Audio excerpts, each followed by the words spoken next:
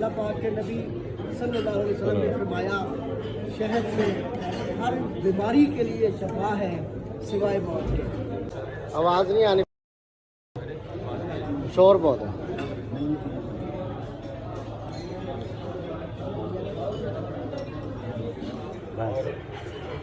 हाँ जी, वो भी डालें।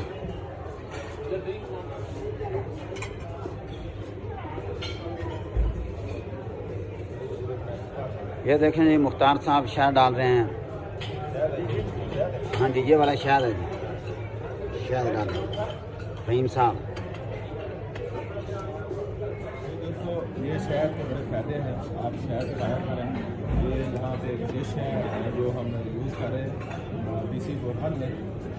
ये दूध, शहद और जैम भी है, मिक्स करके खाने से ना पावर आता है, ताकत आती है, फ़ायदे के लिए अच्छी है।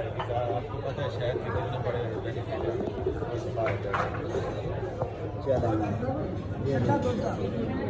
ठंडे का ज़्यादा मज़ा आएगा, ठंडे का ज़्यादा मज़ा आएगा।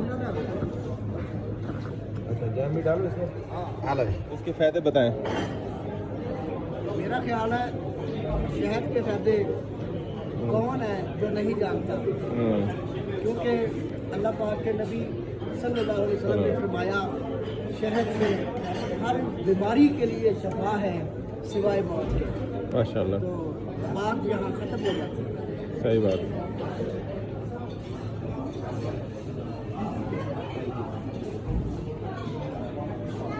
ये जी हम सुबह का नाश्ता कर रहे हैं, और सुबह का नाश्ता आप बादशाहों की तरह करें, और दोपहर का नाश्ता शहजादों की तरह, और जो रात का नाश्ता है ना वो फ़कीराना नाश्ता।